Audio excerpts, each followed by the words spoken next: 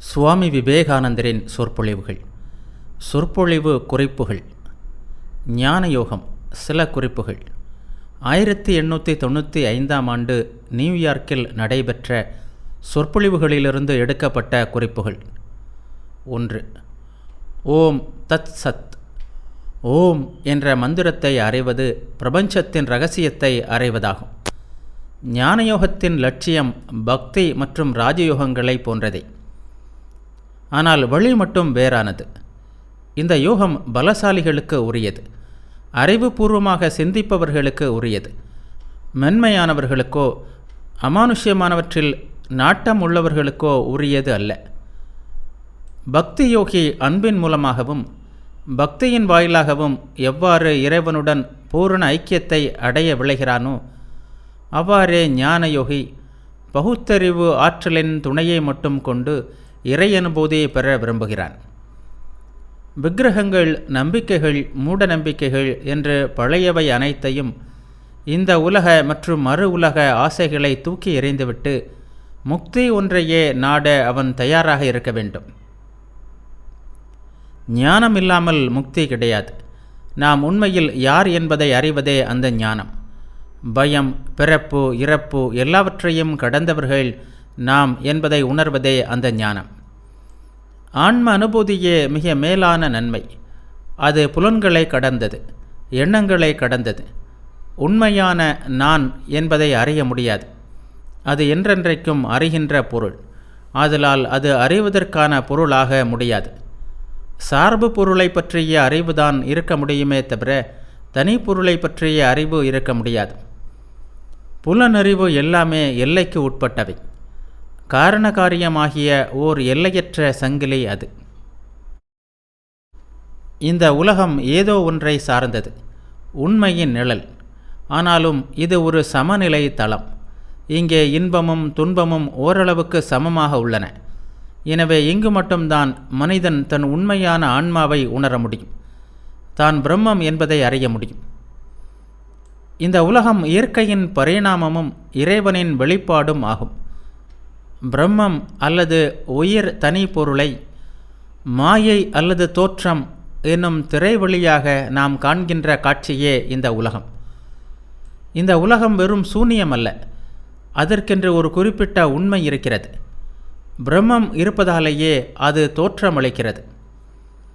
அறிபவனை எப்படி அறிவது? நாமே அது. அதை நாம் ஒருபோதும் அறிய முடியாது, ஏனெனில் அது ஒருபோதும் அறிவதற்கான பொருளாக முடியாது என்கிறது வேதாந்தம். அது அறிய முடியாதது என்றே நவீன விஞ்ஞானமும் கூறுகிறது. அதன் கணநேர காட்சிகளை நாம் அவ்வப்போது காணவே செய்கிறோம். இந்த உலகை பற்றிய மனமயக்கம் மறைந்த பின்னரும் உலகம் அப்படியே தான் இருக்கிறது. ஆனால் நம்மை பொறுத்தவரை அது உண்மையானதாக இருக்காது. அது வெறும் கானல் நீர் என்பதை நாம் உணர்ந்து கொள்வோம். இந்த கானல் நீரை கடந்து செல்வதே எல்லா மதங்களின் நோக்கம். மனிதனும் கடவுளும் ஒன்றே என்பது வேதங்களின் மாறாத போதனை. ஆனால் மாயை திரையை கிழித்து சென்று உண்மையை உணர மிக சிலராலேயே முடியும். ஞானியாக விரும்புபவன் முதலில் விலக்க வேண்டியது பயம். நமது மிக மோசமான எதிரிகளுள் ஒன்று பயம். அடுத்து, நீயே உணராமல் எதையும் நம்பாதே. நான் உடம்பு அல்ல, நான் மனம் அல்ல, நான் எண்ணம் அல்ல, நான் உணர்வும் அல்ல, நான் ஆன்மா என்று திரும்ப திரும்ப உங்களுக்குள் சொல்லிக் கொள்ளுங்கள். இப்படி அனைத்தையும் உங்களால் தூக்கி எறிய இயலும்போது ஆன்மா மட்டுமே எஞ்சி இருக்கும்.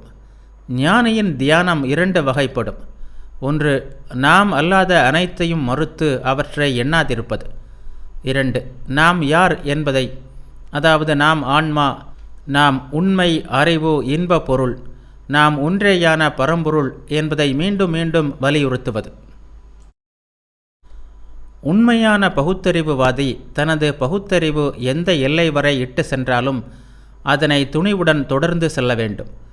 வழியில் எங்கும் நிற்கக்கூடாது. நாம் மறுக்க தொடங்கும் போதும் அப்படித்தான்.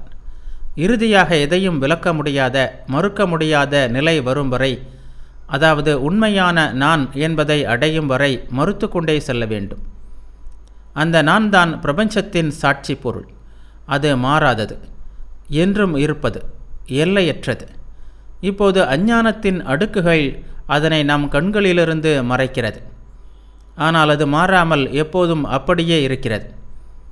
ஒரு மரத்தில் 2 பறவைகள் உள்ளன. மேலே உள்ள பறவை அமைதியாக கம்பீரமாக அமர்ந்திருக்கிறது. அது அழகானது, கம்பீரமானது. கீழ்ப்பறவை கிளைக்கு கிளை தாவிய வண்ணம் உள்ளது. ஒரு கணம் இனிப்பு பழங்களை தின்று மகிழ்கிறது, மறு கணம் கசப்பு பழங்களை உண்டு வருந்துகிறது. ஒரு நாள் அது வழக்கத்தை விட மிகவும் கசப்பான ஒரு பழத்தை தின்ன நேர்ந்தது. அப்போது அது மேலே அமர்ந்திருந்த அந்த அமைதியான கம்பீரமான பறவையை பார்த்து, நானும் அப்படி அவனைப் போல் ஆவேன் என்று தனக்குள் எண்ணியது. சிறிது குதித்து அந்த பறவையை நோக்கி போகவும் செய்தது. ஆனால் விரைவிலேயே மேல் பறவையைப் போல் ஆகும் ஆசையை மறந்தது. முன்போலவே இனிப்பு மற்றும் கசப்பு பழங்களை தின்று இன்பத்திலும் துன்பத்திலும் உழன்றது. மீண்டும் மேலே பார்த்தது. இன்னும் சற்று அந்த மேற்பறவையை நெருங்கியது. அதன் கம்பீரத்தையும் அமைதியையும் கண்டு தன்னை மறந்தது. இவ்வாறு பல முறை அதனை நெருங்கி இறுதியில் மேற்பறவைக்கு மிகவும் அருகில் சென்றது. அந்த மேற்பறவையின் ஒளி அதன் கண்களை கூச செய்தது. அந்த ஒளி அப்படியே தன்னை முழுக்காட்டுவது போல் கீழ்ப்பறவை உணர்ந்தது. இறுதியில் பார்த்தால் இருந்தது ஒரு பறவை மட்டுமே. தான் எப்போதும் அந்த மேற்பறவையாகவே இருந்திருக்கிறோம், இப்போது அதனை உணர்ந்துள்ளோம் என்பதை கீழ்ப்பறவை அறிந்து கொண்டது. மனிதன் அந்த கீழ்ப்பறவையை போல் இருக்கிறான். தன்னால் கொள்ள முடிந்த மிக உயர்ந்த லட்சியத்தை அடைய இடைவிடாமல் முயற்சி செய்தால் அவனும் உண்மையை உணர்வான். அவன் எப்போதும் ஆன்மாதான். ஆன்மா அல்லாததாக அவன் கண்டது வெறும் கனவு. நம்மை முழுவதுமாக ஜடப்பொருளிலிருந்து பிரித்து அது உண்மை என்ற நம்பிக்கையை முற்றிலுமாக விடுவதுதான் உண்மை ஞானம். ஞானி எப்போதும் ஓம் தத் சத் என்பதை, அதாவது ஓம் என்பது மட்டுமே உண்மை என்பதை மனதில் இருத்தி கொள்ள வேண்டும். அறுதி ஒருமையே ஞானயோகத்தின் அடிப்படை. இதுவே அத்வைதம். வேதாந்தத்தின் உயிர் நாடியும் முதலும் முடிவும் இதுவே. பிரம்மம் மட்டுமே உண்மை, மற்ற அனைத்தும் பொய். நானே அந்த பிரம்மம்.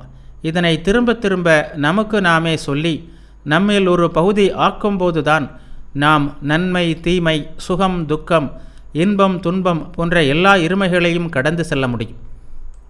நம்மை அழிவற்ற, மாறாத, எல்லையற்ற, இரண்டற்ற ஒன்றேயான ஆன்மாவாக அறிய முடியும். ஞானயோகி மிக குறுகிய ஒரு பிரிவினைவாதியை போன்ற தீவிரமும் அதே வேளையில் வானத்தை போல் பரந்த மனமும் உடையவனாக இருக்க வேண்டும். அவன் தன் மனத்தை முற்றிலும் கட்டுப்படுத்தியவனாக இருக்க வேண்டும். ஒரு பௌத்தனாக, ஒரு கிறிஸ்தவனாக அவனால் இருக்க முடிய வேண்டும். தன்னை உணர்வு பூர்வமாக பிரித்து பல்வேறு கருத்துக்களுடன் ஒன்றுபடுத்தி கொண்டு அதே வேளையில் பரிபூரணமான இயல்பில் நிலை நிற்கவும் வல்லவனாக இருக்க வேண்டும். இடைவிடாத பயிற்சி ஒன்றே நமக்கு இத்தகைய வல்லமையை தர முடியும். எல்லா வேறுபாடுகளும் ஒன்றிலிருந்தே உருவாகியுள்ளன. ஆனால் நாம் செயல்களுடன் நம்மை ஒன்றுபடுத்தி கொள்ளாமல் இருக்க கற்றுக்கொள்ள வேண்டும். நமக்கு முன்னால் இருக்கின்ற பொருளை தவிர வேறு எதையும் பார்க்காமலும் கேட்காமலும் சிந்திக்காமலும் இருக்க பயில வேண்டும். இதில் முழு மனதையும் செலுத்தி தீவிரமாக இருக்க வேண்டும். நானே அவன், நானே அவன் என்ற இரவும் பகலும் உனக்குள் சொல்லிக்கொள். 2. வேதாந்தத்தின் மாபெரும் ஆச்சாரியர் சங்கரர். அவர் ஆழ்ந்த தர்க்க அறிவின் மூலம் வேதங்களிலிருந்து வேதாந்த உண்மைகளை பிரித்தெடுத்தார். அதனை அடிப்படையாக கொண்டு ஞான நெறியை வகுத்தார். அதனை தமது விளக்க உரைகளின் வாயிலாக போதித்தார். பிரம்மத்தை பற்றி கூறப்படுகின்ற முரண்பட்ட விளக்கங்கள் அனைத்தையும் ஒன்றுபடுத்தி இருப்பதெல்லாம் எல்லையற்ற உண்மை ஒன்றே என்பதை காட்டினார். மனிதன் முன்னேற்ற பாதையில் மெதுவாக செல்லும்போது பல்வேறு தகுதிகளுக்கு ஏற்ப பல்வேறு நிலைகள் தேவையே என்பதை தெளிவாக்கினார்.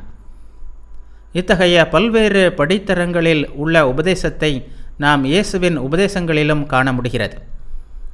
கட்டாயமாக அவர் கேட்பவர்களின் தகுதிக்கு ஏற்பவே அவற்றை கூறியிருக்க வேண்டும். முதலில் பரமண்டலத்தில் இருக்கின்ற பிதாவை குறிப்பிட்டு அவரிடம் பிரார்த்திக்கும்படி கூறினார். பின்னர் ஒரு படி மேலே சென்று நான் கொடி, நீங்கள் கிளைகள் என்று போதித்தார். கடைசியாக அறுதி உண்மையை கூறினார். நானும் எனது பரமபிதாவும் ஒருவரே. விண்ணக பேரரசு உங்கள் உள்ளேயே இருக்கிறது. சங்கரர் இறைவனின் மாபெரும் கொடைகளாக 3 விஷயங்களை குறிப்பிடுகிறார். 1 மனித பிறவி, 2 இறை நாட்டம், 3 நமக்கு ஒளி தரவல்ல குரு. இந்த 3 விஷயங்களும் நமக்கு உரியவை ஆகும்போது நமது நற்கதி அருகிலேயே உள்ளது என்பதை அறிந்து கொள்ளலாம். ஞானம் மட்டுமே நமக்கு முக்தியை தர முடியும், நம்மை காக்க முடியும். ஆனால் அந்த ஞானம் எப்போதும் தர்மத்தை அடிப்படையாக கொண்டிருக்க வேண்டும். இருப்பது ஒன்றே, ஒவ்வொரு ஆன்மாவும் அந்த ஒன்றால் பூரணமாக நிறைந்துள்ளது. அங்கு பகுதியோ அம்சமோ இல்லை. பனித்துளிகள் ஒவ்வொன்றிலும் சூரியன் முழுமையாகத்தானே பிரதிபலிக்கிறது. ஒன்றேயான பரம்பொருள் காலம், இடம், காரணகாரியம் வழியாக தோன்றும்போது நாம் அவரை மனிதன் என்று அறிகிறோம். ஆனால் எல்லா தோற்றங்களுக்கும் பின்னால் நிற்பது அந்த ஒன்றேயான உண்மை. நம்மை கீழான எதனுடனும் ஒன்றுபடுத்தி கொள்வதை விடுவதுதான் தன்னலமின்மை என்பது. நாம் உடல்கள் என்கின்ற இந்த துன்பமயமான கனவிலிருந்து நம்மை விடுவித்து கொள்ள வேண்டும். நானே அவன் என்ற உண்மையை உணர வேண்டும். கடலில் வீழ்ந்து கரைந்து போகின்ற வெறும் ஒரு துளி அல்ல நாம் ஒவ்வொருவரும் முழுமையான பூரணமான கடலே. மாயையின் தலைகளிலிருந்து விடுபடும்போது இதனை நாம் உணர்ந்து கொள்வோம். எல்லையற்றதை பிரிக்க முடியாது. இரண்டற்ற ஒன்றேயான பொருளில் இரண்டாவது ஒன்று இருக்க முடியாது. எல்லாமே ஒன்றுதான். இந்த ஞானம் எல்லோருக்கும் கிடைக்கும். ஆனால் அதற்காக நாம் இப்போதே முயல வேண்டும். அந்த ஞானம் வரும் வரை நம்மால் மனித குலத்திற்கு மிக சிறந்த உதவியை செய்ய முடியாது. உண்மையான அன்பை, உண்மையான கருணையை, உண்மையான சத்திய பொருளை ஜீவன் முக்தர்கள் மட்டுமே தர முடியும். அந்த உண்மை மட்டுமே நம்மை சுதந்திரர்களாக்க முடியும். ஆசை நம்மை அடிமைகள் ஆக்குகிறது. திருப்திப்படுத்த முடியாத ஒரு கொடுங்கோலனே ஆசை என்பது. தன் வசப்பட்டவர்களை அது ஒருபோதும் ஓய்ந்திருக்க விடுவதில்லை. ஆனால் ஜீவன் முக்தன் தான் ஒன்றேயான பரம்பொருளே, தான் விரும்புவதற்கென்று எதுவுமே இல்லை என்னும் உயர்ந்த ஞான நிலைக்கு செல்வதன் மூலம் ஆசைகள் அனைத்தையும் வெல்கிறான்.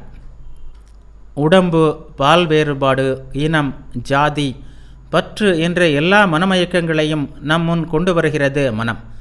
அந்த மனம் உண்மையை உணரும் வரை தொடர்ந்து அதனிடம் உண்மையை சொல்லிக் கொண்டிருக்க வேண்டும். பேரின்பமே நமது உண்மை இயல்பு. இந்த உலகில் நாம் காணும் சுகங்கள் அனைத்தும் வெறும் பிரதிபலிப்பே. நமது உண்மை இயல்பை அறிவதால் உண்டாகும் ஆனந்தத்தின் அணு அளவை. ஆன்மா இன்ப துன்பங்களை கடந்தது. பிரபஞ்சத்தின் சாட்சி அது. வாழ்க்கை புத்தகத்தின் ஏடுகளை புரட்டி படிக்கின்ற மாறாத பொருள் அது. பயிற்சியின் மூலம் யோகம் வருகிறது. யோகத்திலிருந்து ஞானம் பிறக்கிறது. ஞானத்திலிருந்து அன்பு உதயமாகிறது. அன்பிலிருந்து ஆனந்தம் வாய்க்கிறது. நான், எனது என்பதெல்லாம் மூட நம்பிக்கைகள். அவற்றை உதறித்தள்ள முடியாத அளவிற்கு நாம் அவற்றுடன் காலம் காலமாக ஒன்று சேர்ந்து வாழ்ந்து வருகிறோம். ஆனால் உயர்ந்த நிலையை அடைய வேண்டுமானால் அவற்றை உதறியே தீர வேண்டும். நாம் எப்போதும் உற்சாகமாகவும் ஆனந்தமாகவும் இருக்க வேண்டும். முகத்தை தொங்க போட்டுக் கொள்வது மதம் ஆகாது. உலகிலேயே மிகவும் ஆனந்தமயமானது மதம்தான். ஏனெனில் அதுதான் மிக சிறந்தது. தேவையற்ற தவப்பயிற்சிகள் நம்மை புனிதப்படுத்துவதில்லை. இறைவனை நேசிப்பவன், தூயவன் ஏன் கவலைப்பட வேண்டும்? அவன் ஒரு குழந்தையைப் போல் ஆனந்தமாக இருக்க வேண்டும். உண்மையில் அவன் இறைவனின் குழந்தையே அல்லவா? இதயத்தை தூய்மைப்படுத்துவதே மதத்தின் சாரம். விண்ணின் அரசு இதயத்திலேயே இருக்கிறது. இதய தூய்மை உடையவன் மட்டுமே இறைவனை காண்பான். பொதுவாக நாம் உலகை நினைக்கும்போது அது நமது உலகம் என்று கருதுகிறோம். ஆனால் அது இறைவனின் உலகம் என்ற எண்ணத்தோடு நாம் அதனை அணுக வேண்டும். அப்போது இறைவனை நாம் அடைவது நிச்சயம். பெற்றோர், குழந்தை, கணவன், மனைவி, நண்பன், பகைவன் என்று எல்லோரையும் எல்லாவற்றையும் இந்த கண்ணோட்டத்துடன் பார்க்க வேண்டும். இவ்வாறு உணர்வு பூர்வமாக உலகம் முழுவதையும் இறைவனால் நிறைக்கும்போது நமது உலக காட்சியே எப்படி மாறிவிடும் பாருங்கள். கடவுளை தவிர வேறு எதையும் பார்க்காதே. அப்போது நமது கவலை, போராட்டம், வேதனை எல்லாம் பறந்துவிடும். ஞானம் என்பது பிரிவுகளுக்கு அப்பாற்பட்டது. ஆனால் அது மத பிரிவுகளை கண்டிப்பதில்லை. பிரிவுகளை கடந்த ஒரு நிலையை அது அடைந்துவிட்டது என்பதே உண்மை. ஞானி யாரையும் அழிப்பதில்லை. அவன் அனைவருக்கும் உதவுகிறான். எப்படி எல்லா ஆறுகளும் கடலில் கலந்து ஒன்றாகின்றனவோ அப்படியே எல்லா பிரிவுகளும் ஞானத்தை நோக்கி சென்று அங்கே ஒன்றாகின்றன. இறைவன் இருப்பதாலேயே மற்ற பொருட்கள் உண்மையாக தெரிகின்றன. இந்த உண்மையை நாம் உணரும்போதுதான் நாமும் உண்மையாக இருப்பவர்கள் ஆவோம். எப்போது நம்மால் எந்த வேறுபாடுகளையும் காண முடியவில்லையோ அப்போது நானும் எனது தந்தையும் ஒருவரே என்பது நமக்கு புலப்படும். ஞானம் என்பதை பகவத்கீதையில் கிருஷ்ணர் தெளிவாக விளக்குகிறார். இந்திய இலக்கியங்களின் மணிமுடியாக இந்த நூல் போற்றப்படுகிறது. இதனை ஒரு வகையில் வேதங்களுக்கு விளக்க உரை எனலாம். ஆன்மீகத்திற்கான நமது போராட்டத்தை இந்த பிறவியிலேயே முடித்துவிட வேண்டும் என்று அது கூறுகிறது. எனவே வாழ்க்கையிலிருந்து நாம் ஓடக்கூடாது. மாறாக வாழ்க்கையின் சாரம் முழுவதையும் பெறுவதற்காக முயன்று பாடுபட வேண்டும். உயர் விஷயங்களுக்கான இந்த போராட்டத்தை விளக்கும்போது கீதை அதனை ஒரு போர்க்கள காட்சியாக அற்புதமான கவிதை நயத்துடன் உருவகப்படுத்துகிறது. 2 படைகளுள் ஒன்றின் தலைவன் அர்ஜுனன், அவனது சாரதி கிருஷ்ணர். அவர் அவனுக்கு போதிக்கிறார். நீ அழிவற்றவன் என்பதை உணர்ந்துள்ளாய். எனவே கவலை கொள்ளாதே. மரணத்தைக் கண்டு பயப்படாதே. மாறுகின்ற எதுவும் மனிதனின் உண்மை இயல்பாக இருக்க முடியாது. மதம் மற்றும் தத்துவத்தின் உயர்ந்த உண்மைகளை கீதையின் ஒவ்வொரு அத்தியாயத்திலும் அர்ஜுனனுக்கு போதிக்கிறார் கிருஷ்ணர். இந்த உபதேசங்கள்தான் பகவத்கீதையை ஓர் அற்புத நூலாக ஆக்குகின்றன. ஏறத்தாழ வேதாந்தத்தின் முழுமையும் அதில் அடங்கியுள்ளது. ஆன்மா எல்லையற்றது. உடம்பின் மரணத்தால் அது எந்தவிதத்திலும் பாதிக்கப்படுவதில்லை என்று வேதங்கள் கூறுகின்றன. ஆன்மா ஒரு வட்டம். அதன் பரிதி எங்கும் இல்லை. அதன் மையம் ஏதோ ஒரு உடம்பில் உள்ளது. மரணம் என்று கூறப்படுகின்ற ஒன்று இந்த மையத்தின் மாற்றம் மட்டுமே. கடவுளும் ஒரு வட்டம். அந்த வட்டத்தின் பரிதி எங்கும் இல்லை. ஆனால் அதன் மையம் எங்கும் உள்ளது. நாம் உடம்பு என்ற குறுகிய மையத்தை விட்டு வெளியேறும்போது நமது உண்மை இயல்பான இறைவனை அறிவோம்.